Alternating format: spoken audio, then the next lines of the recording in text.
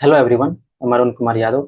Video के इस series में हम लोग शुरू कर रहे हैं त्रिभुज। यह है चैप्टर 6 एंड 10th का मैथमेटिक्स। इसमें हम लोग क्या डिस्कस करेंगे, कंसेप्ट के बारे में जानेंगे कि त्रिभुज में यानी चैप्टर 6 में कितने कंसेप्ट यूज होते हैं। ऑब्वियसली ज्यामिति का पार्ट है, ज्यामिति में आता है, लेकिन ज्यामिति केवल आपको 10th में नहीं पढ़ना है, ज्यामिति का डिटेल वर्जन आपको 9th में पढ़ना होता है। तो 9th का जो भी ज्यामिति है जो रिक्वायर है 10th के मैथमेटिक्स के लिए, वो चीज़ हम लोग यहाँ डिस्कस करेंगे। यानी जीरो लेवल से हम लोग डिस्कस करने वाले हैं कि किसी को किसी तरह का डाउट ना रहे। यदि कोई 9th ना भी पढ़ा हो तो उसको भी दिक्कत ना हो, वो भी आसानी से समझे चीज़ों को। तो पिछले चैप्टर में हम लोग कवर किए हैं रोड मैप। रोड मैप का मतलब इसमें बताए हैं कि previous year question point of view से, यानी 2025 के पॉइंट ऑफ व्यू से कितना इंपॉर्टेंट है, कितना नंबर के क्वेश्चन पूछे गए थे, और short type, long type, medium type, किस तरह क्वेश्चन इससे बनते हैं ज़्यादातर। और यह भी बताया गया है कि हम लोग प्रश्नावली को, जितनी प्रश्नावली है इसका, एक दो तीन तीन प्रश्नावली है टोटल, तो तीनों प्रश्नावली को हम लोग कैसे खत्म करेंगे इसके बारे में डिटेल रोड मैप में बताया गया है। तो जाके आप इसका रोड मैप देख लीजिए कि आपको इम्पोर्टेंस इसका मालूम चल जाए कि कितना इम्पोर्टेंट है त्रिभुज। तो आइए शुरू करते हैं। अब देखिए, पहला है बिंदु। बिंदु क्या होता है? अब बिंदु का यहाँ मैं परिभाषा आपको बताने के लिए नहीं आया हूँ, बस मैं आपको यहाँ पे कंसेप्ट बता रहा हूँ कि इससे क्या क्या कंसेप्ट बनते हैं। जस्ट हम लोग यहाँ पर रिकेप कर रहे हैं कंसेप्ट को, ठीक है। अब देखिए, कंसेप्ट पढ़ रहे हैं हम लोग। बिंदु क्या है? अब कोई भी प्लेन है, कोई भी स्पेस है, मान लीजिए प्लेन है, यहाँ पे हम ऐसे डॉट दे दिए तो क्या यही बिंदु है। यानी कोई भी एक लोकेशन को रिप्रेजेंट करता है। इसमें किसी भी तरह का थिकनेस नहीं होता है, मोटाई नहीं होता है, लंबाई नहीं होता है, कुछ नहीं होता है, जस्ट एक लोकेशन को रिप्रेजेंट करता है, यही बिंदु है। आइए, एक बिंदु पर कितना डिग्री का एंगल बनता है ये मालूम होगा? 360 डिग्री का बनता है। यदि आपको नहीं मालूम है तो बता दे रहे हैं, 360 डिग्री। यानी एक बिंदु है, उसके चारों तरफ, यानी किसी बिंदु के चारों तरफ कितना एंगल बनता है? 360 डिग्री का ही एंगल होता है, ठीक है। अब ये रेखा आते हैं। रेखा क्या है? दो बिंदु को ले लीजिए और इसको मिला दीजिए, यही क्या है, इसी को रेखा बोलते हैं या लाइन बोलते हैं इंग्लिश में। अब देखिए, अब मान लीजिए यहाँ पे एक पॉइंट है पी, तो देखिए जो ऊपर वाला पार्ट है इसको, ये 180 डिग्री का एंगल बन रहा है, और नीचे वाला पार्ट पे कितना बन रहा है? ये भी 180 डिग्री का एंगल बन रहा है। समझ में आ गया? देखिए, यानी एक लाइन जो है पूरे स्पेस को दो भाग में बांटता है, तो ऊपर 180 डिग्री का एंगल होता है, नीचे 180 का हो, दोनों मिला कितना हो गया? 360 डिग्री हो गया। अब ये तीसरा पॉइंट हम देखते हैं। जब दो रेखा एक दूसरे को काटती है तो उसके विपरीत कोण बराबर होते हैं। तो आइए देखते हैं इसका मतलब क्या है। मानिए ई एक रेखा है, ठीक है, और ई एक रेखा है, अब दोनों रेखा एक दूसरे को काट दी। अब शुरू करते हैं। यह L1 है, यह L2 है। अब दोनों एक दूसरे को मान लेते हैं कहाँ, P पॉइंट पे काट रही है। ये एंगल क्या हो जाएगा? मानते हैं θ1। ये क्या हो जाएगा? θ2। अब ध्यान से भी देखिएगा तो आपको बराबर ही दिखेगा। तो जब दो रेखा एक दूसरे को एक बिंदु पे काटती है तो इसको विपरीत कोण कोण क्या होते हैं? आपस में बराबर होते हैं। तो ये कंसेप्ट आपको याद रखना है। ये विपरीत कोण चाहे ये भी विपरीत कोण है, समझ गए ना?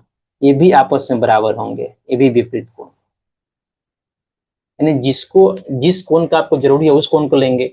यदि कोई भी दो लाइन एक पॉइंट पे मिलता है तो उसके अपोजिट कोण क्या होंगे? आपस में बराबर होंगे। इसको θ3 ले लेंगे, इसको θ4 ले लेंगे। तो क्या लिख सकते हैं? θ1 equal to θ2 and θ3 equal to θ4।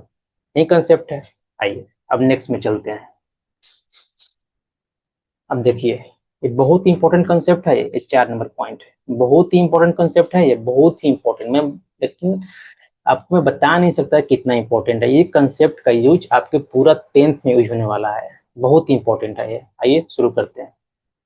जब दो समांतर रेखाएं यानी टू पैरेलल लाइंस को एक तिर्यक रेखा काटती है तब क्या होता है? देखिए, दो लाइन पैरेलल कब होती है? θ1 θ2। जब इस लाइन पे हम लंब खींचे तो दूसरा पर भी लंब है, मतलब क्या है? पैरेलल है। और इसके बीच का दूरी जो हमेशा इंफिनिटी तक बराबर रहे, ये जो दोनों लाइन के बीच की दूरी है, मानिए दूरी हम ए मान लेते हैं, ए वाला दूरी, ये दूरी आप कहीं ड्रॉ कीजिएगा, ये दूरी क्या होगा, इसको मान लीजिए बी ए, इसको मान लीजिए बी, तो ए और बी क्या होगा, हमेशा बराबर होगा। इसी को क्या बोलते हैं, इसी को बोलते हैं, इसी को बोलते हैं पैरेलल लाइन। ये क्या है, एक तिर्यक रेखा है, इसको बोल रहे हैं तिर्यक रेखा। Let me write the below on, ऊपर एंगल बनाना है हमको, इसको क्या बोलते हैं, तिर्यक रेखा।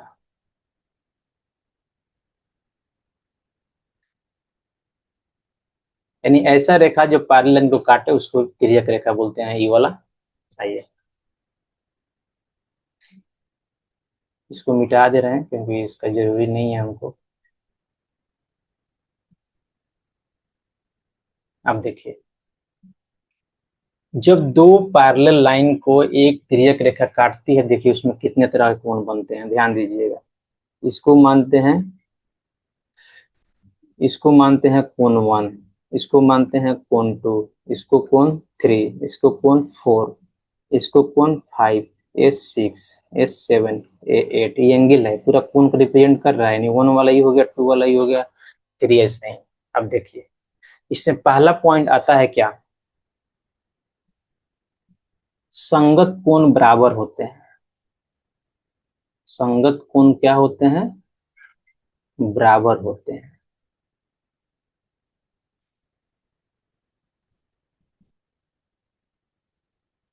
तो पहला कंसेप्ट है संगत कोण बराबर होते हैं। तो संगत कोण है क्या, L1 का देखिए ई वाला जो एंगल है 1 और 6 को बोलते हैं संगत कोण, ठीक है। ये 4 या 8 को क्या बोलते हैं, संगत कोण। 2 या 5 को क्या बोलते हैं, संगत कोण। या 3 या 7 को क्या बोलते हैं, ये सब संगत कोण है। तो संगत कोण किसको बोलते हैं, इससे एक लाइन है और तिर्यक रेखा काटा, जो इसके ऊपर वाला जो एंगल है, जिस जिस साइड बन रहा है वहीं नीचे वाला लाइन पे भी एंगल देखेंगे उसे संगत कोण बोलते हैं। इस बार ये संगत कोण क्या होते हैं, बराबर होते हैं। यानी कोण 1 इक्वल टू कोण 6, यानी ई वाला एंगल के बराबर है। कोण 1 इक्वल टू कोण 6, और क्या लिख सकते हैं, कोण 2 इक्वल टू कोण 5, यानी ई वाला कोण 2 इक्वल टू कोण 5, ई वाला एंगल। अब देखिए, एंड सिमिलरली कोण 3 इक्वल टू कोण 7, ई वाला 3 इक्वल टू 7, ई वाला। और क्या होगा, 4, ई वाला angle 4 equal to 8, 4 equal to 8। आपको याद रखना है, जब भी दो पैरेलल लाइन को एक तिर्यक रेखा काटती है तो उसके संगत कोण हमेशा बराबर होते हैं। इंग्लिश में जो कॉरेस्पॉन्डेंस एंगल भी बोलते हैं, लेकिन हम लोग हिंदी में पढ़ रहे हैं तो हिंदी में ही रखते हैं। दूसरा, आइए दूसरा का बोलते हैं अंतःकोण।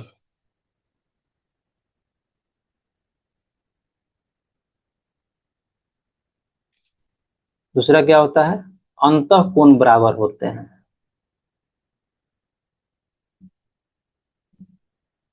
अंतःकोण बराबर होते हैं।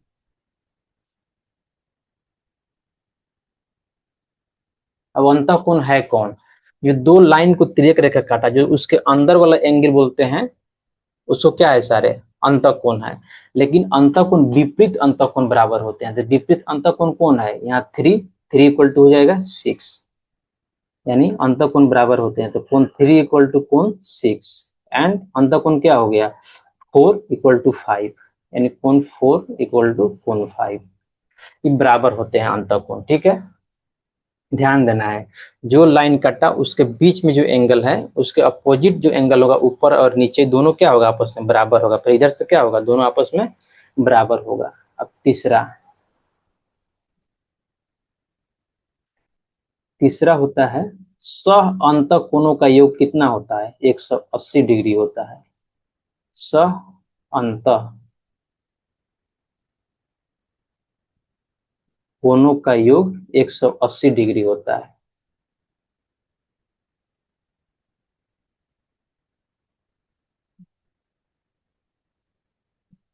अब सह अंतःकोण किसको बोलिएगा, यानी अंतःकोण जो एक ही साइड हो लाइन के, तिर्यक रेखा के एक ही साइड के अंतःकोण को बोलते हैं सह अंतःकोण, यानी 4 और 6।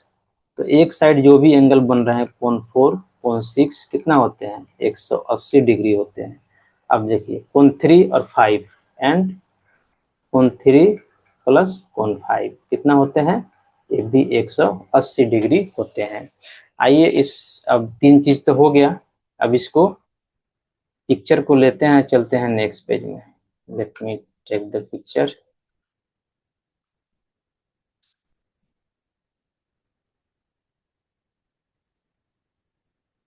ये पिक्चर है मेरा, ठीक है।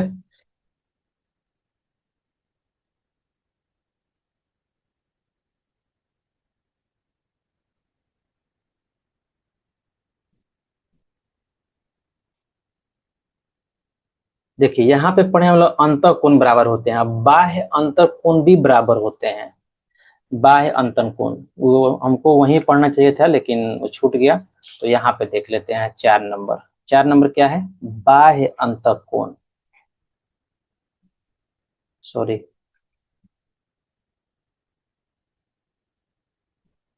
बाह्य अंतर कोण। बाह्य अंतर कोण कौन होगा, वो भी बराबर होते हैं।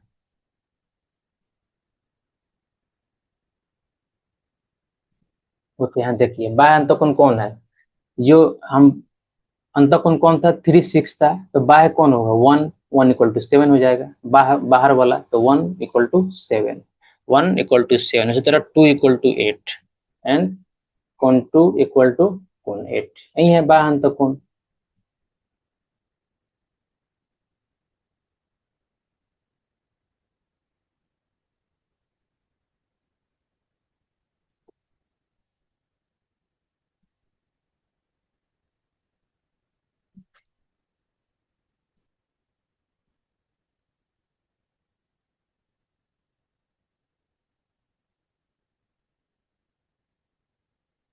अब क्या होता है, विपरीत कोण बराबर होते हैं, ये तो पढ़े ही हैं हम लोग। विपरीत कोण क्या होते हैं, बराबर होते हैं। तो यहाँ से हम लोग लिख भी सकते हैं, नहीं तो हम जानते ही हैं विपरीत कोण किसे बोलते हैं।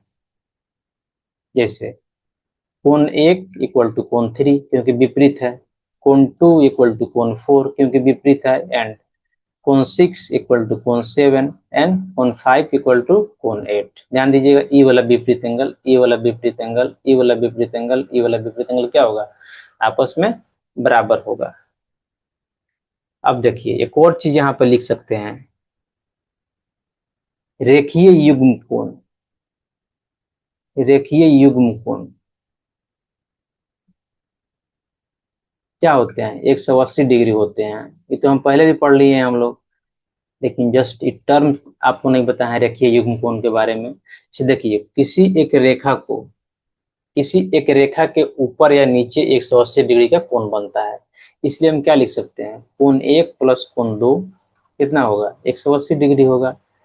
चाहे कोण 3 प्लस कोण 4 कितना होगा, 180 डिग्री होगा। इसी को यहाँ बोल रहा है। सिमिलरली कोण 5 प्लस कोण 6 कितना होगा, 180 डिग्री का होगा।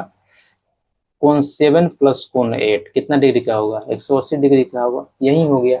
अब एक बार रिकैप कर लेते हैं, पिक्चर को लेते हैं, रिकैप करते हैं। हो गया, इसमें इतना ही पढ़ना है। न्यू पेज, आइए यहाँ ध्यान दीजिए क्या क्या पढ़े हम लोग। संगत कोण यानी कोण 1 = कोण 6, संगत कोण बराबर होते हैं। ऐसे ही कोण 2 = कोण 5, ठीक है। ऐसा ही कोण 4 = कोण 8, कोण 3 = कोण 7। अब बहुत ही इंपॉर्टेंट, क्या अंतः कोण बराबर होते हैं, तो अंतः कोण मतलब कोण 3 = कोण 6 एंड कोण 4 = कोण 5। अब देखिए बाह्य अंतः कोण भी बराबर होते हैं, यानी कोण 2 = कोण 8, कोण 1 = कोण 7। अब देखिए सह अंतः कोणों का योग कितना होता है, 180 डिग्री होता है। तो कोण 4 प्लस कोण 6 180 डिग्री, चाहे कोण 3 प्लस कोण 5 = 180 डिग्री। कितना दिन पढ़े, इतना ही इंपॉर्टेंट है। 1 2 3 4। बाकी तो एक रेखीय युग्म जो बताए हैं 180, तो मालूम ही है, अपोजिट कोण बराबर होते तो मालूम ही है आपको। यही जो चार चीज है आपको इंपॉर्टेंट है, याद रखना है। जब दो पैरेलल लाइन को एक तिर्यक रेखा काटे तो ये सारे कंडीशन होते हैं, और ये बहुत ही इंपॉर्टेंट है, बहुत इंपॉर्टेंट। इसका कंसेप्ट हमेशा यूज होगा, ये आपको 9th में पढ़ना है, ये 9th का सिलेबस है। 9th का बेसिक यहाँ पे हम कवर किए हैं, ये 10th का नहीं है, लेकिन ये इंपॉर्टेंट है इसलिए मैं आपको बता दिया। आगे चलते हैं नेक्स्ट पेज पे।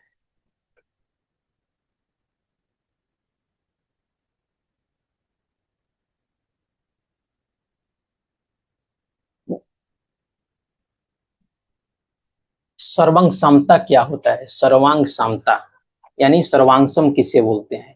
यदि दो आकृतियों यदि दो आकृतियों विशेषकर त्रिभुजों के सभी संगत भुजाएं और कोण आपस में बराबर हो तो वे आकृतियां सर्वांगसम कहलाती हैं। यानी सर्वांग समता इसी को बोलते हैं। सर्वांगसम ये जो है 9th का सिलेबस है, 9th में आपको पढ़ना है, लेकिन हम यहाँ पे जस्ट कवर कर रहे हैं जो इम्पोर्टेंट है, जो 10th में यूज होने वाले हैं। तो आपको किसी तरह का टेंशन लेने का बात नहीं है। सर्वांगसम का मतलब क्या होता है कि दो तरह का सेम आकृति, हर तरह से किसी तरह का आकृति यानी दोनों सेम है एकदम, चाहे उसका लेंथ ले लीजिए चाहे उसका एंगल ले लीजिए, दोनों बराबर, यानी एक आकृति को दूसरे आकृति के ऊपर रखें तो पूरी पूरी कवर कर ले और मोटाई चौड़ाई सब बराबर हो तो उसको क्या बोलते हैं? उसको बोलते हैं सर्वांगसम आकृतियां। देखिए इसे यहाँ पे, इसको मान लेते हैं रेडियस r1 है, ठीक है, इसको मान लेते हैं रेडियस r2 है। तो जब r1 इक्वल टू r2 होगा तभी बोल सकते हैं क्या, ये सर्कल ए एंड बी क्या है? सर्वांगसम है। नहीं तो नहीं बोल सकते हैं। यदि r1 not equal to r2 हो गया तो सर्वांगसम नहीं होगा, क्योंकि यह बड़ा हो जाएगा एक दूसरे से। अब देखिए यहाँ पे समबाहु त्रिभुज है, समबाहु मतलब प्रत्येक एंगल क्या है? 60 डिग्री है। आइसोस्केलस ट्रायंगल, सबका कितना डिग्री एंगल है? 60 डिग्री है। लेंथ भी दिया है 1 1 1 1 1 1, यानी इसका एंगल भी बराबर है और इसका सभी भुजाएं भी बराबर है। तो दोनों आकृतियां मान ली ट्रायंगल ए और बी क्या हो जाएगा, इसलिए triangle A and triangle B क्या हो जाएगा? सर्वांगसम हो जाएगा। सर्वांगसम हमेशा गलती लिखा रहा है, सर्वांगसम हो जाएगा, ठीक है। यदि मान लीजिए इसका लेंथ 2 हो जाए, 2 2 2 हो गया तो ये सर्वांगसम नहीं होगा। जैसे ही लेंथ चेंज होगा वो सर्वांगसम नहीं होगा। अब आइए देख लेते हैं सर्वांगसमता के कुछ कंडीशन। सर्वांगसमता के शर्तें यानी कैसे सर्वांगसम हम किसी को बोल सकते हैं। बेसिकली त्रिभुज के लिए है, दो त्रिभुज को हम कब सर्वांगसम बोलते हैं? आइए, पहला एस ट्रिपल एस, यानी जब दोनों त्रिभुज के भुजाएं आपस में बराबर हो, यानी दोनों त्रिभुज की संगत भुजाएं बराबर हो तो उसे क्या बोलेंगे? जैसे मान लीजिए ट्रायंगल है, ठीक है, और एक ये ट्रायंगल है, इसका भुजा 1 2 3 है और इसका भी 1 2 3 है, तो क्या हो जाएगा? ये त्रिभुज आपस में सर्वांगसम होंगे। पहला कंडीशन है, ये बहुत इंपॉर्टेंट कंडीशन है ये वाला, एस यानी यदि दो भुजा और एक एंगल बराबर हो, जैसे मान लीजिए ऐसे, इसको मान लेते हैं थीटा, इस भी थीटा बराबर एंगल हो गया। इसको मान लेते हैं 1 और इसको 2, ये भी 1 और 2। यदि दो भुजा आपस में बराबर हो और उनके बीच का जो एंगल है वो भी बराबर हो तो वे सर्वांगसम होते हैं। इसी तरह से एस एस ए है, यानी दो कोण और उसके जोड़ने वाली भुजा बराबर हो तो सर्वांगसम होते हैं। एस यानी दो एंगल, उसके बगल की एक भुजा तो भी सर्वांगसम होंगे। RHS यानी right angle hypotenuse and side, केवल समकोण त्रिभुज के लिए ही ये है, ठीक है। समकोण त्रिभुज समकोण और उसकी एक भुजा और कर्ण समान हो तब, ठीक है। तो ये हो गया सर्वांगसमता के सारे कंडीशन जो कि 9th में पढ़ने थे, ये हम लोग जान लिए यहाँ पे बेसिक। सर्वांगसमता होता क्या है, सर्वांगसमता को रिप्रेजेंट कैसे करते हैं। मान लीजिए थीटा 1 है, ट्रायंगल 1 है और ट्रायंगल 2 से ये सर्वांगसम है तो इसको ऐसे रिप्रेजेंट करते हैं, दो बराबर ऊपर से एगो हल्का सा डोलता हुआ आकृति, जो क्या बोलते हैं अभी भूल गए हम, तो ऐसे ही सर्वांगसम को क्या करते हैं, रिप्रेजेंट करते हैं। सर्वांगसम का मतलब हो गया जब दो आकृतियां एकदम बराबर हो, एक दूसरे के ऊपर आ जाए और पूरी तरह से कवर कर ले, उसको बोलते हैं सर्वांगसम। यानी त्रिभुज के लिए उसका सारा एंगल और सारी भुजाएं आपस में बराबर हो, तभी उसको बोल सकते हैं सर्वांगसम। नहीं तो इस तरह कंडीशन अप्लाई हो तब सर्वांगसम बोलेंगे। ये 9th का सिलेबस हो गया। आइए हम चलते हैं 10th पे। अब 10th का पहला यानी त्रिभुज। त्रिभुज यहाँ से स्टार्ट होता है, ठीक है। 10th का सिलेबस अभी तक हम लोग 9th का कवर कर रहे थे। 10th यहाँ से स्टार्ट होता है। समरूप आकृति यानी सिमिलर फिगर। सिमिलर समझिए गए, समरूप मतलब क्या, सिमिलर। समरूप मतलब समरूप, यानी समान रूप वाली आकृति को क्या बोलते हैं, समरूप बोलते हैं। यदि दो आकृतियां पढ़ते हैं, यदि दो आकृतियां आकार में एक जैसी हो लेकिन उनके आकार साइज में अंतर हो तो उन्हें समरूप आकृतियां कहते हैं। यदि दो आकृति आकार में एक जैसी हो, आकार मतलब क्या, यहाँ पे आकार, यहाँ पे शेप बता रहा है, यानी शेप जैसे एक जैसे दिख रहा हो लेकिन उसका आकार यानी लेंथ विड्थ उसका अलग अलग हो, तो उन्हें समरूप कहते हैं। इसे देख लीजिए यहाँ पे, यहाँ पे क्या है, यह वर्ग है, ये भी वर्ग है। इसको ए मान लेते हैं, इसको बी मान लेते हैं। तो वर्ग जो है हमेशा क्या होते हैं, हमेशा समरूप होते हैं, कोई भी वर्ग। क्यों, क्योंकि वर्ग के चारों एंगल हमेशा कितना डिग्री का होता है, 90 डिग्री का होता है। तो इनके सारा एंगल बराबर है और सारे भुजा जो है समान अनुपात में होते हैं। जैसे मान लीजिए यहाँ ए हो गया, इसको हम पहला भुजा को मान लीजिए हम इसको बी मान लेते हैं, तो सारा बी ही होगा, यहाँ पे सब बी हो जाएगा। थोड़ा बढ़ाएंगे तो एक भुजा बढ़ा, एक वर्ग का सारा भुजा बढ़ जाएगा, इसलिए क्या हो गया, और एंगल हमेशा फिक्स ही रहता है। तो वर्ग जो है हमेशा समरूप होते हैं, यानी एक जैसे ही दिखते हैं। यानी छोटा वर्ग हो, मान लीजिए इतना छोटा वर्ग है, एक बड़ा वर्ग बना दीजिए, बात तो सेम ही है, समरूप ही है। इसी आकृति का बड़ा वर्जन है, यानी एक आकृति का बड़ा वर्जन बनाना जिसमें उसके एंगल भी समान हो और जब भुजा हो समान अनुपात में बढ़े तो क्या हो जाता है, समरूप हो जाता है। लेकिन सर्वांगसम में बिल्कुल डिफरेंट होता है। सर्वांगसम में क्या होता है, केवल एंगल बराबर होने से नहीं होता है, एक जैसे दिखना नहीं चाहिए, एक होना ही चाहिए। एक दूसरे पर रख दे तो कवर कर ले। यहाँ देखिएगा तो वर्ग को एक दूसरे पर रखेंगे तो ये कवर नहीं हो पाएगा, लेकिन फिर भी ये समरूप है। क्यों, क्योंकि एक जैसे दिख रहे हैं। तो कंडीशन याद रखना है कि वर्ग जो है हमेशा समरूप होते हैं। दो देखिए, इस समबाहु त्रिभुज है, समबाहु त्रिभुज है। तो त्रिभुज 1 मान लेते हैं, डेल्टा 1 और डेल्टा 2। इसका हमेशा एंगल 60 डिग्री रहेगा और सब भुजा तो इसका एक ही जैसे रहता है, सब भुजा बराबर होता है, ठीक है। और 60 डिग्री एंगल होता है, तो एंगल बराबर है, अब भुजा भी समान अनुपात में होगा, यानी एक ही भुजा है इसमें, बाकी भुजा सेम ही है, इसलिए एक का अनुपात निकालेंगे, सारा अनुपात सबके बराबर हो जाएगा।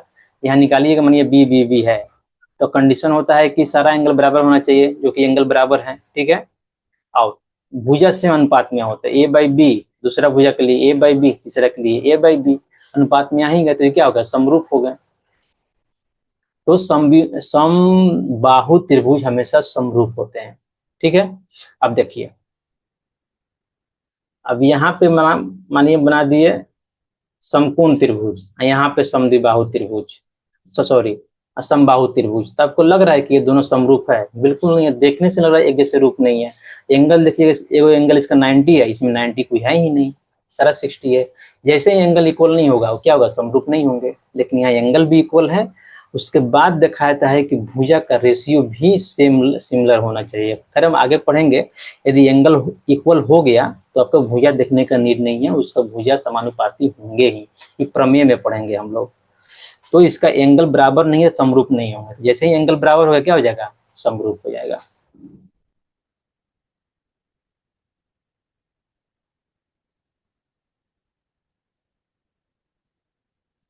आइए तीसरा देख लेते हैं। तीसरा है सर्कल है, तीसरा सर्कल है। इसको मान लेते हैं 2 सेंटीमीटर, ये है 5 सेंटीमीटर, ये है R1 और ये है R2। समरूप है, बिल्कुल समरूप है, क्योंकि R1 और R2 एक ही तो इसमें परिमाप इसका एक ही है, इसका मेजरमेंट एक ही है, रेडियस। तो ये हमेशा रेशियो में ही होगा, रेशियो कुछ भी निकालिए, एक का रेशियो दो से कहीं फर्क पड़ता है, या परिधि का रेशियो निकाल लीजिए तो परिधि भी किस पे निकलता है, रेडियस से ही निकलता है, बाकी तो कट जाता है।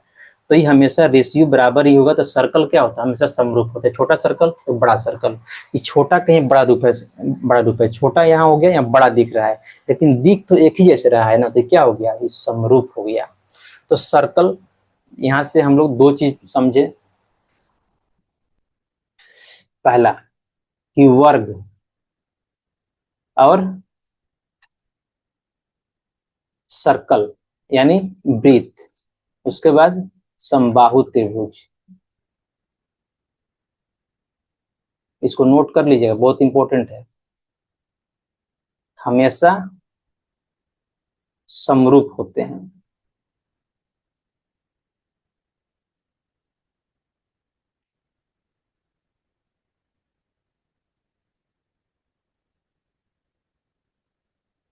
और वर्ग वृत्त समबाहु एक दूसरे में समरूप नहीं होते हैं, सब अलग अलग समरूप होते हैं, यानी दो वर्ग दो वृत्त दो समबाहु त्रिभुज अपने आप में क्या होंगे, समरूप होंगे। तो ये चीज याद रखिएगा। आइए चलते हैं नेक्स्ट पेज में।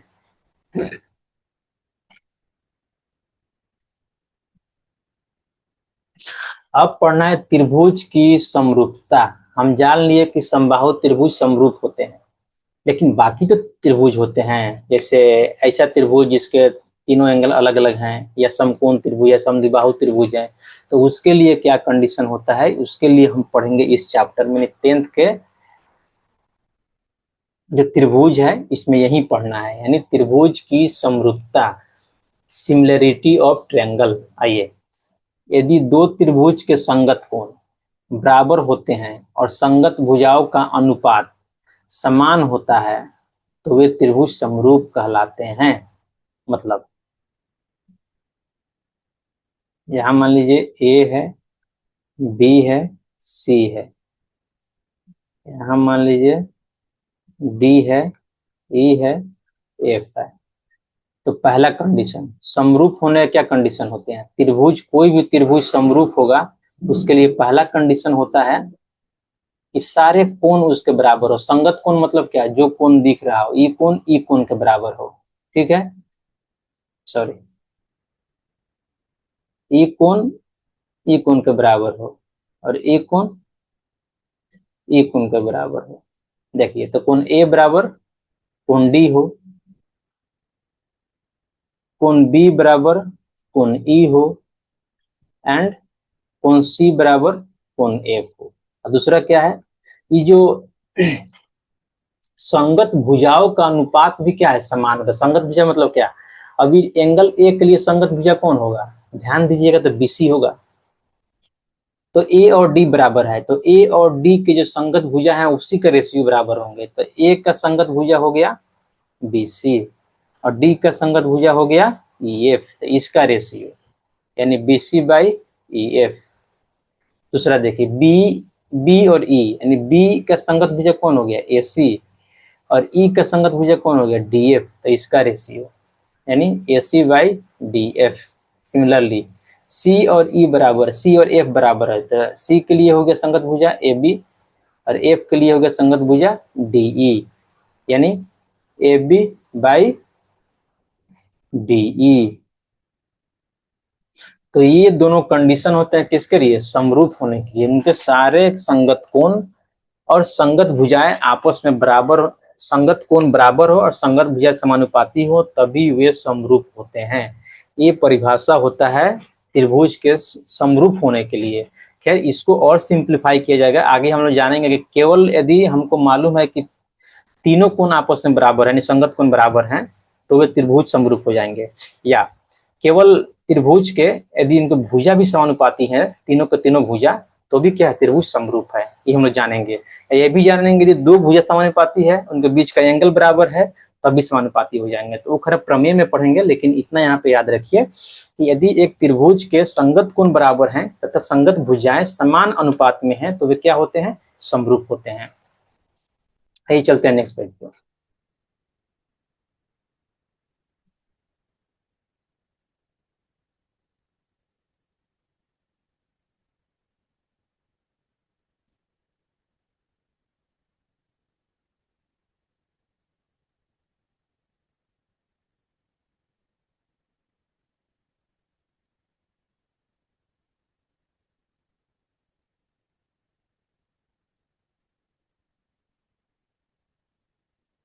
देखिए तो हम लोग क्या क्या कवर किए इसमें, इस कंसेप्ट में।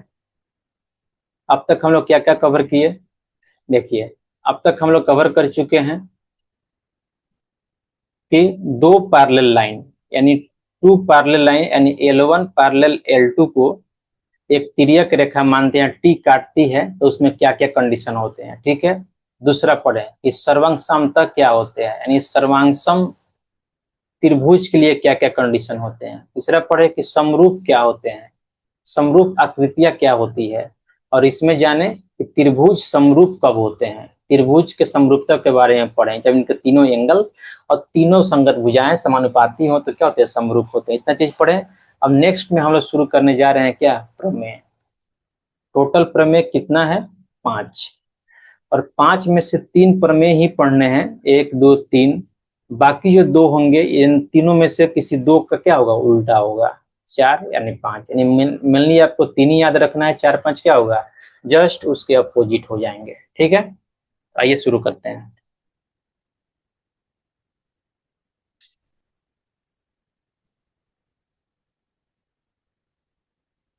तो ये है प्रमेय 6.1, यानी पहला प्रमेय है ये। यहाँ से प्रमेय क्या होता है, शुरू होता है। पहला प्रमेय यानी 6.1, प्रमेय को प्रूफ करना बहुत जरूरी होता है एग्जाम में। यानी 5 प्रमेय आपको पढ़ना है त्रिभुज में, पांचों प्रमेय से एक प्रमेय तो एग्जाम में आना फिक्स है, वो भी 5 नंबर के लिए, जस्ट प्रूफ करने के लिए आपको पूछा जाएगा। तो आइए प्रमेय 6.1 को पढ़ते हैं। यदि किसी त्रिभुज की एक भुजा के समांतर अन्य दो भुजाओं को भिन्न भिन्न बिंदुओं पर प्रतिच्छेद करने के लिए एक रेखा खींची जाए, तो ये अन्य दो भुजाओं को एक ही अनुपात में विभाजित हो जाती है। आइए इसको समझते हैं। मानिए यहाँ पे एक बिंदु, ये त्रिभुज का पहले नाम देते हैं, पहले हम त्रिभुज का नाम है ए बी और सी। यहाँ मान लीजिए एक पॉइंट है ए बी पे, इसको पी नाम देते हैं, और यहाँ पॉइंट है क्यू। और इसको मिलाने के लिए एक लाइन खींच देते हैं हम, ठीक है। इसको मिलाने के लिए ये दोनों पॉइंट को जो मिला रहा है, ये क्या है, ये पैरेलल है बीसी के, यही तो दिया हुआ है क्वेश्चन में। ध्यान से पढ़िए क्या दिया है।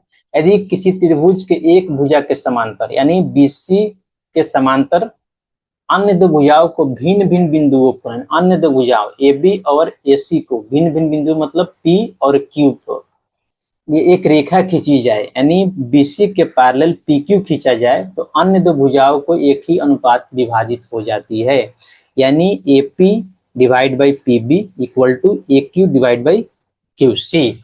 इसको प्रूफ करना है। तो आइए इसके लिए क्या करेंगे। पहला, पी से ए क्यू पर एक लंब डालते हैं, ठीक है। और क्यू से ए बी पर एक लंब डालते हैं, ए बी बोलिए या ए सी बोलिए, बात सेम ही है। देखिए पी से लंब डाल रहे हैं, let me change the thickness. P से लंब डाल रहे हैं इस पे, ये कितना हो जाएगा, 90 डिग्री का हो जाएगा, ठीक है। लंब तो 90 का ही होता है। और क्यू से इस पे लंब डाल रहे हैं, ये लंब जैसे दिख नहीं रहा है, बट ट्राई टू मैनेज लंब। ये क्या हो गया, ये यहाँ पे लंब हो गया, ठीक है। अब आइए, अब पॉइंट को यहाँ पे मान लेते हैं, इसको मान लेते हैं एम, और इसको मान लेते हैं एन। ये क्या है, लंब है। तो हमको निकालना क्या है, पहले एक बार आइए पहले उसको और इसको एक बार मिला देते हैं। ये दोनों लाइन को मिला दे रहे हैं क्योंकि ये प्रूफ के लिए काम आएगा। Let me check the green, नहीं येलो ले लेते हैं। ओके, बी से क्यू को मिला दो, ठीक है। अब देखो, अब पी से सी को मिला दो। इससे क्यों हो रहा है भाई, इतना मुश्किल है इस पैड से लिख पाना। अब आइए पी से सी को मिला दिए। अब देखिए क्या करते हैं। अब यहाँ पे शुरू करते हैं हम प्रमेय को प्रूफ करना। कैसे शुरू करते हैं देखिए। अब लिखेंगे हल। क्वेश्चन नंबर देना ही है, मान लेते हैं क्वेश्चन 1 में दिया हुआ है। हल लिखेंगे। माना कि जो हम बनाए हैं उसको लिखना पड़ेगा। माना कि त्रिभुज ए बी सी के भुजा बीसी के समांतर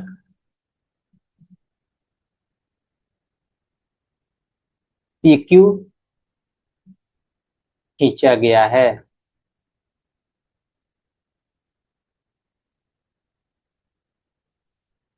अर्थात क्या लिख सकते हैं। अर्थात क्या लिख सकते हैं। पी क्यू पैरेलल है बीसी के। ये दिया हुआ है, देख लीजिएगा। समांतर यानी यदि किसी त्रिभुज की एक भुजा के समांतर यानी पी क्यू खींचा गया है तो दिया हुआ है, इसको इक्वेशन 1 मान लीजिए। अब आइए सीध क्या करना है।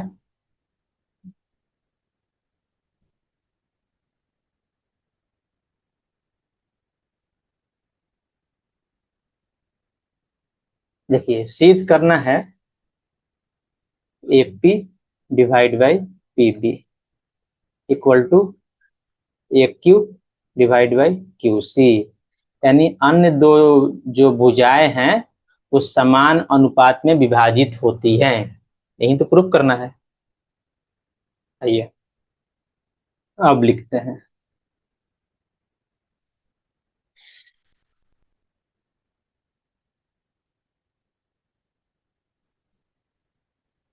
पी एन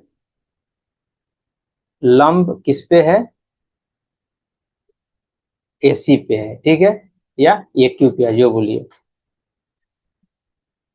एसी तथा क्यू एम लंब ए बी। ध्यान दीजिएगा जो पी एन है लंब किस पे है। एसी पे बोलिए या ए क्यू पे बोलिए, दोनों लाइन तो समान ही है, तो एसी पे लंब है, ठीक है। और जो क्यू एम है ये किस पे लंब है। क्यू एम ए बी पे लंब है। ए बी बोलिए ए पी बोलिए, इस पे क्या है लंब है। वही लिखे हैं पी एल लंब एसी तथा पी एल लंब ए टी खींचा, ठीक है। ये खींचे हैं लंब, ठीक है। अब आइए अब त्रिभुज को लेते हैं और चलते हैं नेक्स्ट पेज में। त्रिभुज को क्रॉप कर लेते हैं क्योंकि बहुत मेहनत से बने हैं भाई साहब ये।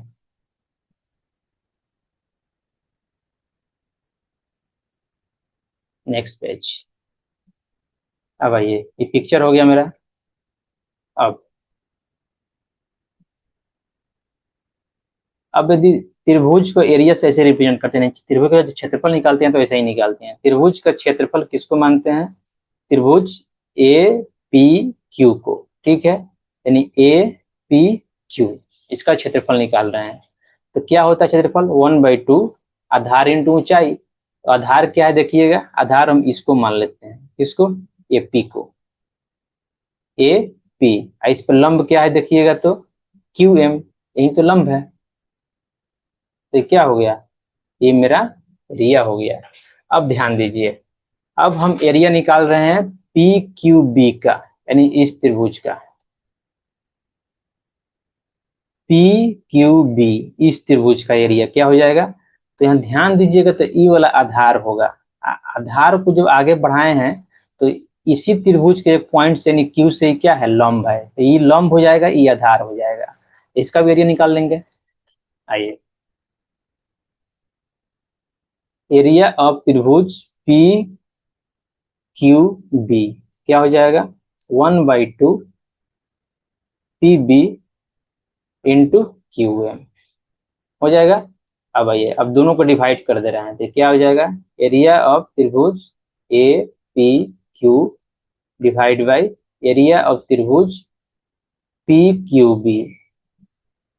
अब जो है ऊपर लिख देते हैं 1/2 into A P into Q M divide by 1/2 P B into Q M. अब ध्यान से देखिएगा तो क्यूएम से क्यूएम कैंसिल, 1/2 से 1/2 कैंसिल, इसलिए यहाँ ए आर भी साइन रहेगा।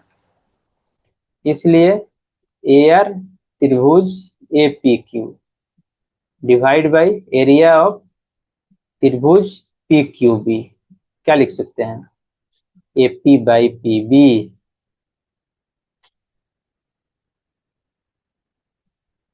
लिख सकते हैं A P by P B. इसको मान लेते हैं इक्वेशन क्या, 2। ठीक है, अब देखिए, अब सेम चीज, ये चीज तो हो गया। अब लगाते हैं इस त्रिभुज में, इस त्रिभुज का एरिया हमको निकालना है, किसका, सॉरी, पी क्यू सी का। तो ध्यान दीजिएगा पी क्यू सी के लिए इसका जो आधार है क्यू सी है, और क्यू सी को आगे बढ़ाने पर ही इस पर लंब, इसके पी एक कॉर्नर से यानी शीर्ष से क्यू एन एक लंब है।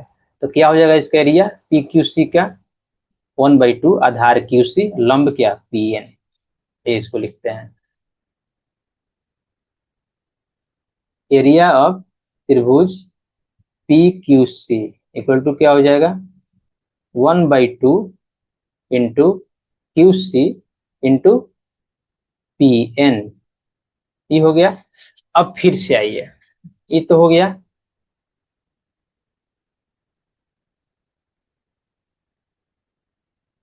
अब जो area of A P Q है, इसको एक अलग तरीके से और हम लिख सकते हैं, त्रिभुज ए पी क्यू। पहला में लिखे थे जो ए पी क्यू, जो यहाँ पे लिखे हैं देखिए, 1/2 A P into Q M है। अब की हम ले रहे हैं दूसरा वाला, दूसरा वाला क्या, ध्यान दीजिए, ए पी जो क्यू है इसको हम लिख सकते हैं 1/2 आधार यानी ये वाला आधार ए क्यू, इसका लंब पी एन। अब पहला में क्या लिखे थे, आधार A P into Q P का हाफ, क्यों, या क्यू एम का हाफ, क्यों, क्योंकि दोनों लंब है तो हम दोनों से निकाल सकते हैं। तो इसके लिए हम ले लिए क्या, ये वाला 1/2 A Q into P N. ठीक है, अब आइए, अब दोनों को डिवाइड कर दे रहे हैं यहाँ पे, लेकिन ए पी क्यू ऊपर रहेगा और पी क्यू सी नीचे रहेगा, तो क्या आ जाएगा, ध्यान दीजिए, पी एन से पी एन कट जाएगा, A Q by Q C हो जाएगा, ए क्यू बाई क्यू सी। आइए नेक्स्ट पेज में चलते हैं। एक crop, let me crop here only.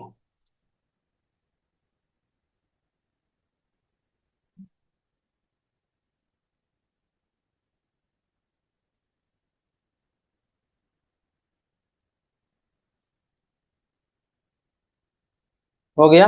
अब देखिए, अब इतना आ गया दोनों।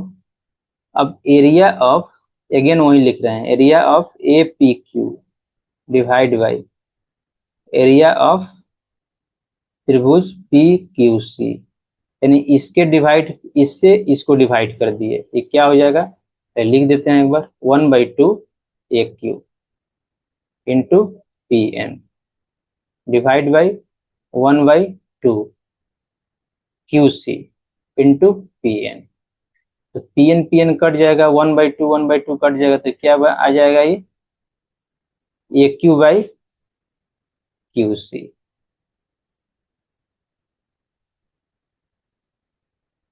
ये क्या होगा, एरिया ऑफ त्रिभुज, त्रिभुज A P Q, area of त्रिभुज A P Q divide by area of त्रिभुज पी क्यू सी, नहीं होगा, इसको इक्वेशन 3 मान लेते हैं। अब एक लाइन ड्रॉ कर देते हैं यहाँ पे, बहुत जरूरी है। अब आइए, ये हो गया। अब ध्यान दीजिएगा, तो दिया है, क्या दिया है, समीकरण 1 से P Q parallel B C है, और ये हमको दिया हुआ है। अब P Q parallel B C, ये कैसे हम लिखें, समीकरण 1 लिख दीजिए जो हम माने हैं, या लिख दीजिए दिया है, दिया है P Q parallel B C. अब देखिएगा यहाँ पे त्रिभुज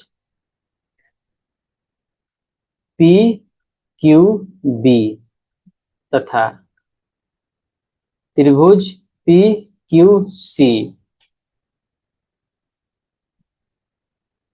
एक ही आधार, कौन सा आधार, पी क्यू, एक ही आधार पे है, एक आधार पी क्यू तथा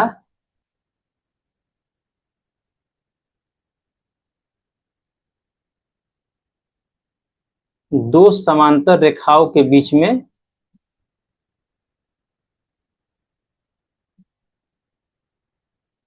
दो समांतर रेखाओं पी क्यू तथा बीसी के बीच बना है।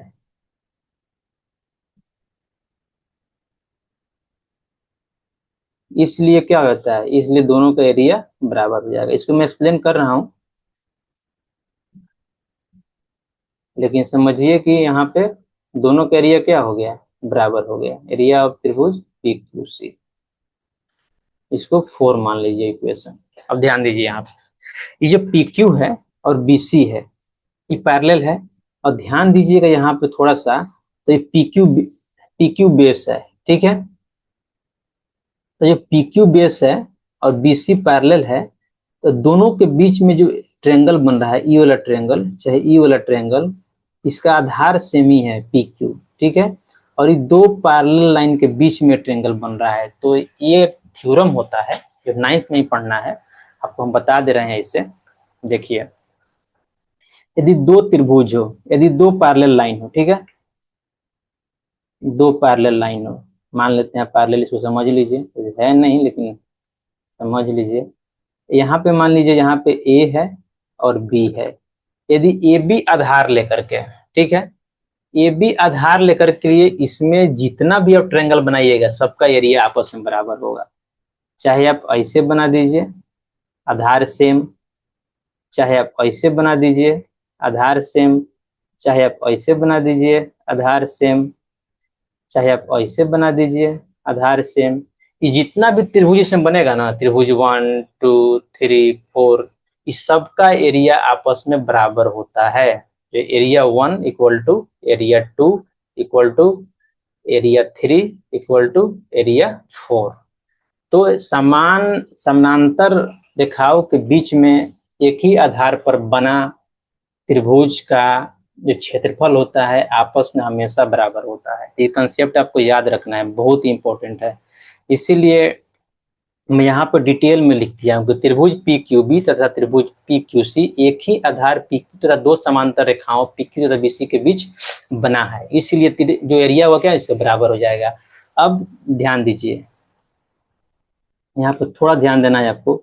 ध्यान दीजिएगा तो इक्वेशन समीकरण जो 2 है, इसमें ऊपर ए पी क्यू है, नीचे ऊपर क्या है, ए पी क्यू है, दोनों में है। नीचे देखिए, नीचे क्या है, पी क्यू बी है, इसमें पी क्यू सी है। अब P Q B P Q C बराबर हो गया, मतलब ये दोनों टर्म यानी इसका एल एच एस और इसका एल एच एस क्या हो जाएगा, बराबर हो जाएगा। जब एल एच एस बराबर हुआ तो आर एच एस भी क्या हो जाएगा, बराबर हो जाएगा। यानी A P equal to P B equal to Q C, A Q by Q C हो जाएगा। आइए इसको हम एक बार लिख देते हैं, आइए इसको हम डिवाइड कर देते हैं एक बार, समीकरण 2 और 3 को डिवाइड करने पे।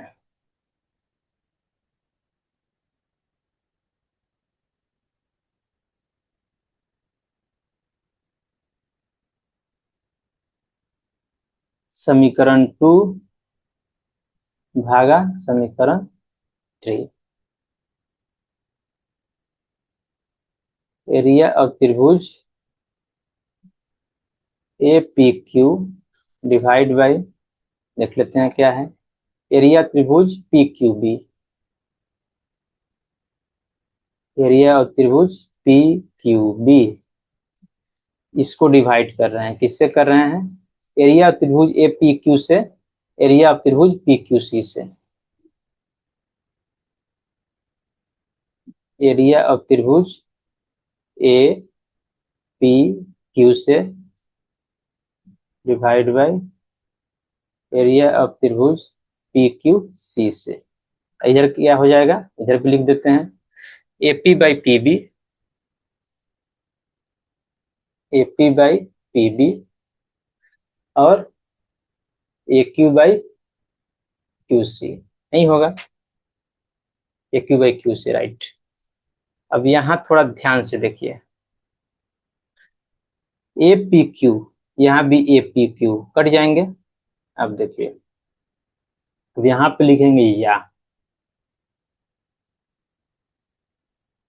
क्या हो जाएगा यहाँ पे, अब नीचे वाला चल जाएगा ऊपर, ये वाला आ जाएगा नीचे, तो क्या हो जाएगा, एरिया ऑफ त्रिभुज PQC, ये आ जाएगा नीचे डिवाइड में, तो क्या हो जाएगा, एरिया ऑफ त्रिभुज PQB हो जाएगा।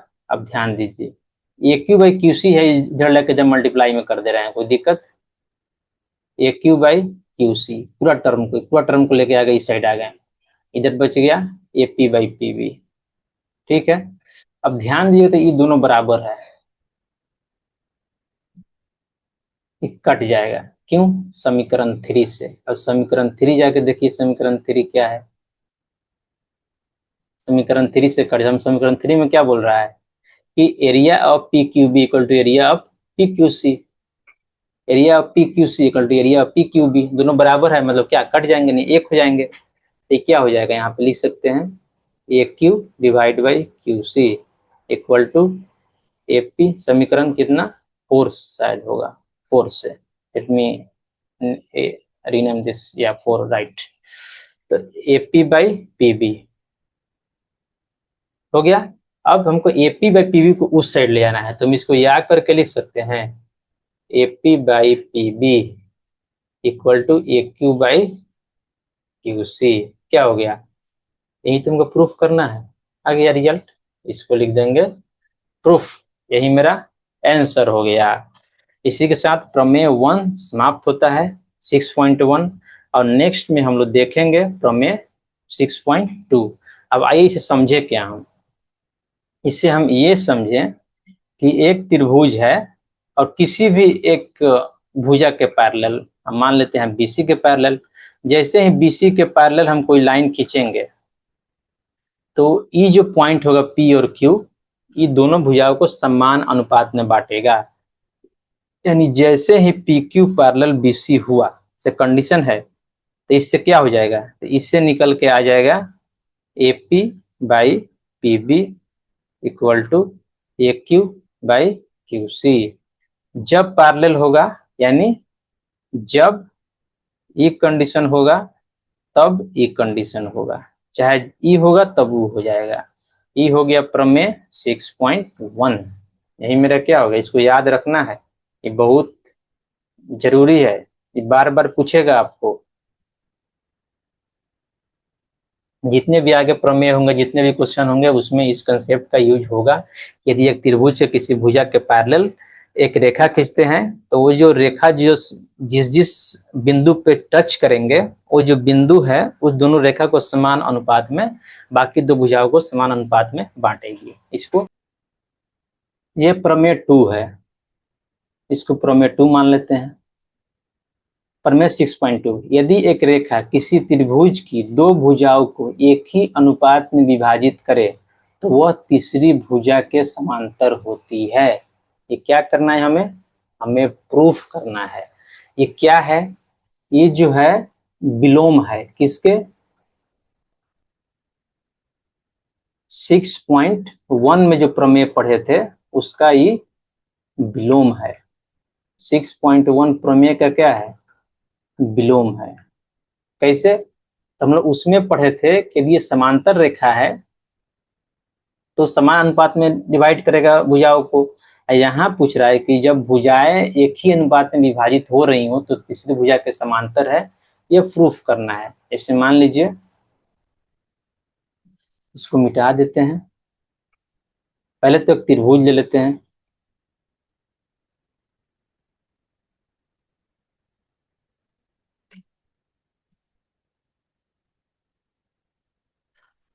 शेप,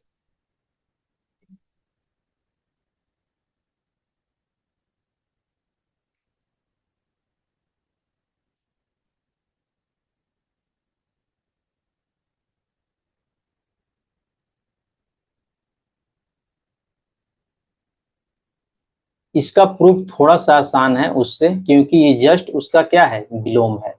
आइए इसका नाम ले लेते हैं, क्या है, एक त्रिभुज है ABC।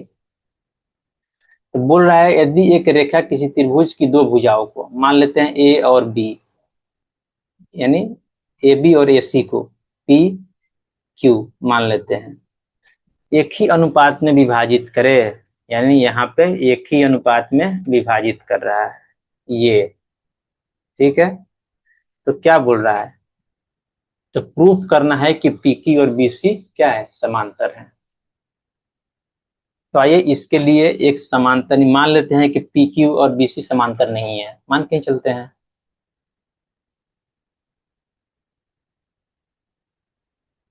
तो एक समांतर रेखा हम क्या कर दे रहे हैं, ड्रॉ कर दे रहे हैं, किसके समांतर, BC के समांतर। हम मानते हैं एक BC के समांतर एक रेखा है, कौन सा है, Q डैश है।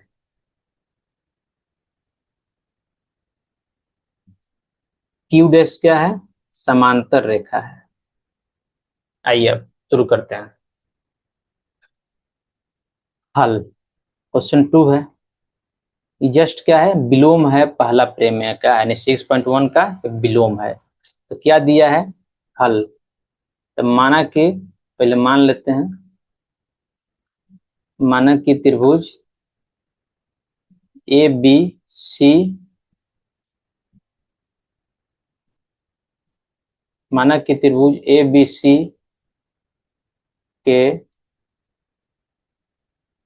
भुजा AB तथा AC को रेखा PQ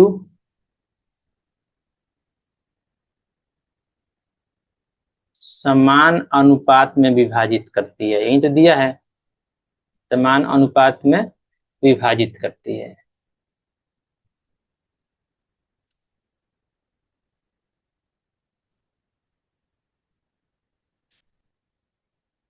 इसको क्या लिख सकते हैं, AP divide by PB equal to AQ divide by QC।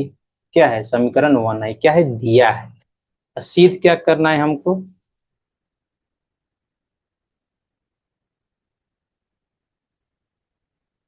सिद्ध करना है कि PQ पैरेलल है कि किसके, BC के, यानी BC के पैरेलल है, ये हमको प्रूफ करना है। आइए अब शुरू करते हैं, इसका प्रूफ शुरू करते हैं। अब क्या लिखेंगे, BQ,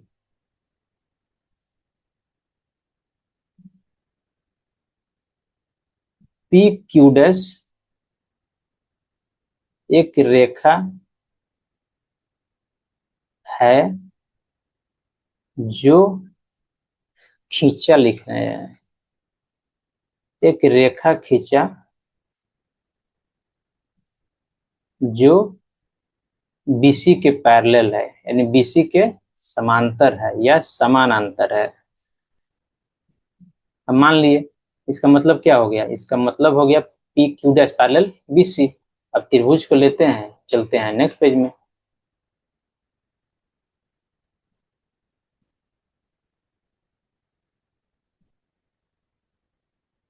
इसका मतलब क्या हो गया, इसलिए क्या उस लैंग्वेज को क्या लिख सकते हैं, जो लैंग्वेज में हम लिखे हैं इसको हम क्या लिख सकते हैं, PQ डैश पैरेलल है BC के। तो हम इससे क्या लिख सकते हैं, AP डिवाइड बाई PB। पहला प्रमेय तो यही है, एक Q dash by Q dash C। ये कहाँ से लिखे हैं, प्रमेय से। कौन सा प्रमेय, जो पहला प्रमेय हम लोग पढ़े हैं उसी से लिखे हैं।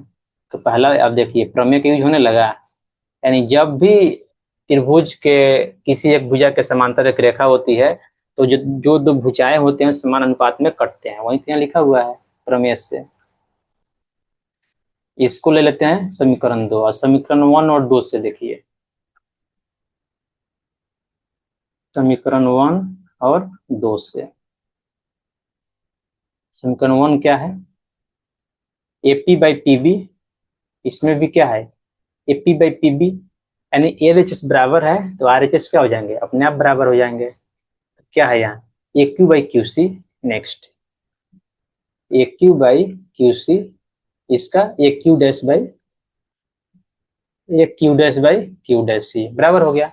अब देखिए, अब दोनों साइड में वन जोड़ देते हैं, A Q by Q C plus one इस साइड कर देते हैं, A Q dash by Q dash C, इस साइड भी वन जोड़ देते हैं। अब एलसीएम लेंगे तो एलसीएम क्या हो जाएगा, क्यू सी, यहाँ हो जाएगा ए क्यू प्लस क्यू सी। यहाँ देखिए, यहाँ भी एलसीएम लेंगे तो हो जाएगा क्यू डैश सी, यहाँ हो जाएगा A Q dash plus Q dash C. और थोड़ा ध्यान से देखिएगा, ए क्यू यहाँ प्लस क्यू सी, क्या हो जाएगा, ये ऊपर वाला क्या चीज बराबर हो जाएगा, ये वाला जो ध्यान से देखिएगा तो ये वाला जो टर्म है ए सी के बराबर है। यहाँ देखिए ये भी क्या है, ये भी ए सी के बराबर है, ये भी ए सी के बराबर है, यानी A Q dash plus Q dash, यानी दोनों ए सी के बराबर हो गया। तो A C by Q C, colour change हो गया, A C by Q dash C. यहाँ से क्या, ए सी कट जाएगा। अब चलते हैं नेक्स्ट पेज में।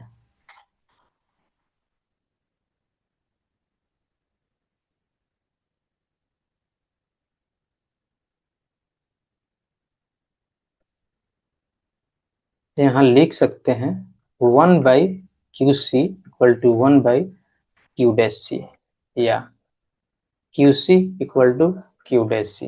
यहाँ ध्यान दीजिएगा प्रीवियस पेज में, तो यहाँ लिखे हम कि Q C equal to Q dash C, ये कब पॉसिबल, यानी क्यू सी यहाँ से यहाँ तक और क्यू डैश सी दोनों बराबर है, जब क्यू डैश और क्यू दोनों सेम पॉइंट हो। लिखेंगे यह तभी पॉसिबल है, यह तभी संभव है जब Q तथा Q डैश एक ही बिंदु हो। ठीक है, इसलिए हम क्या माने थे, P Q डैश पैरेलल किसके, BC के। तो Q डैश की जगह पे हम Q रख देंगे, दोनों पॉइंट तो सेम है, दोनों बिंदु सेम है, इसलिए PQ पैरेलल बाई BC, यही तो हमको प्रूफ करना है। इसलिए PQ पैरेलल BC क्या हो गया, ये प्रूफ हो गया।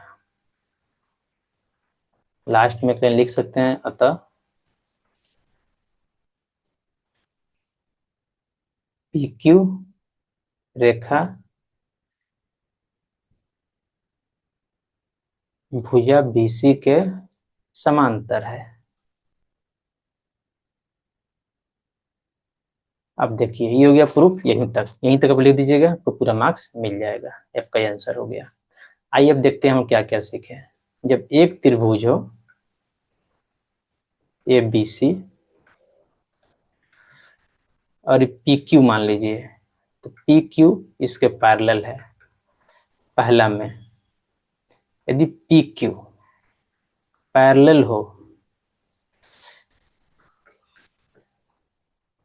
लिख देते हैं यदि, यानी इफ, यदि PQ पैरेलल हो BC के, तो क्या होता है, AP divide by PP equal to AQ divide by QC। चाहे इसका विलोम भी क्या होगा, इसका विलोम भी सही है। विलोम क्या है, यदि AP by PP equal to AQ by QC, तो क्या होगा, PQ पैरेलल है किसके, BC के। ये दोनों पॉइंट बहुत ही इंपॉर्टेंट है, दोनों प्रमेय, यानी 6.1 और 6.2 आपको याद रखना है अच्छे से। नेक्स्ट वीडियो में शुरू करेंगे प्रमेय 6.3।